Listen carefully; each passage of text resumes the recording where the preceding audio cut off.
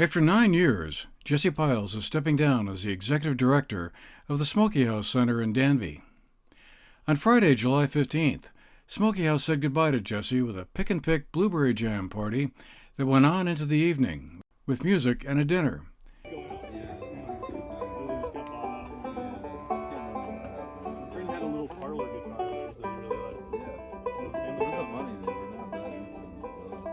We had a chance to speak with Jesse before the fun got rolling. 9 years as the director. I first came to Smokey House 17 years ago when my wife got a job here, so we've been in love with the place for a long time.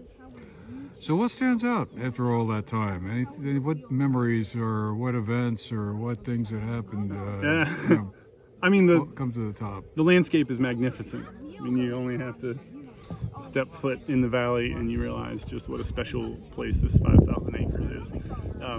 So what makes this place special is the landscape, but what makes it work is the people. And so what really stands out, all the volunteers, the community members, the staff who have come through here, the people who have been interested in and supported the work. You know, it's a broad mission, but it's pretty specific about serving the public good through land stewardship.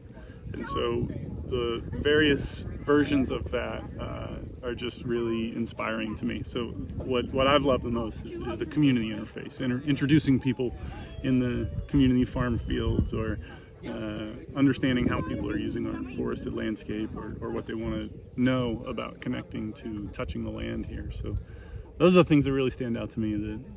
The land is just incredible, but it's the people working it that make Smokey House work.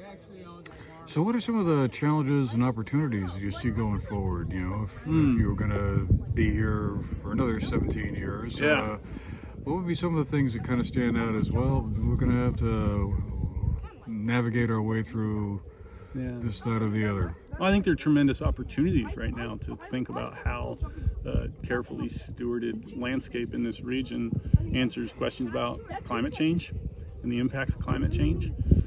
I think there are a lot of ways to think about how community-facing land-based organization like this can also create social capital and build connections in a community that is increasingly divided by the national conversation in a lot of ways. I think a place rooted in a community like this creates an opportunity for people to connect to one another. So those are the opportunities continuing forward. They were the opportunities 50 years ago when the place was founded, but it seems a little bit more salient right now, maybe because I'm living in it. Maybe everybody says that about their time and their place, but this landscape is going to continue to be here. This organization is going to continue to be here, and I think if we're using it well, the great staff and the committed board that are here now and moving forward, then we'll be answering questions that are the big challenges of our time: climate change and social disruption. One of the things Jesse didn't know about before the party was the library of books that was being established in his honor, as Smokey House Communications Director Danielle Zimmerman told us. So we have partnered with Courier Memorial School to start a small library within their school library in honor of Jesse Pyles. So we have collected books from the community, dealing with farming, where our food comes from, blueberries, you name it, anything that has to relate to Smokey House. So it'll be there as a resource for the kids and as the teachers. For nearly 50 years, Smokey House Center has served as stewards of 5,000 acres of working land in Danby. They focus on land management, conservation efforts, and educational projects with local schools and youth organizations, teaching about farming and agricultural skills. Keeping large tracts of unfragmented land conserved and managed in a natural state has long been a challenge in Vermont. The story and history of Smokey House is also a remarkable one. Stephen and Audrey Courier, after whom the Courier Memorial Elementary School in Danby is named, saw a photo of the property in a 1954 issue of Vermont Life and bought the house in 1958, and then began acquiring the land around it.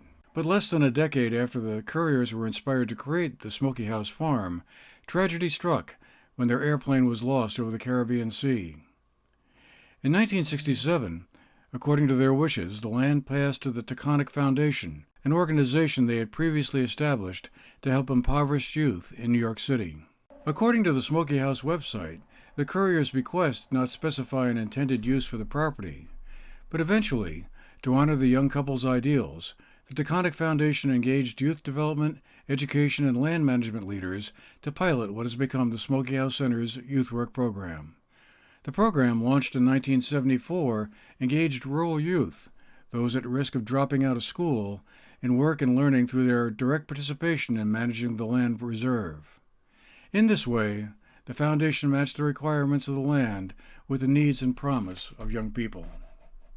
Smokey House, with its farm and farm store and educational opportunities offered to students in Danby and elsewhere, has long been an important resource to the area, and that will remain. For the GNAT-TV News Project, I'm Andrew McKeever.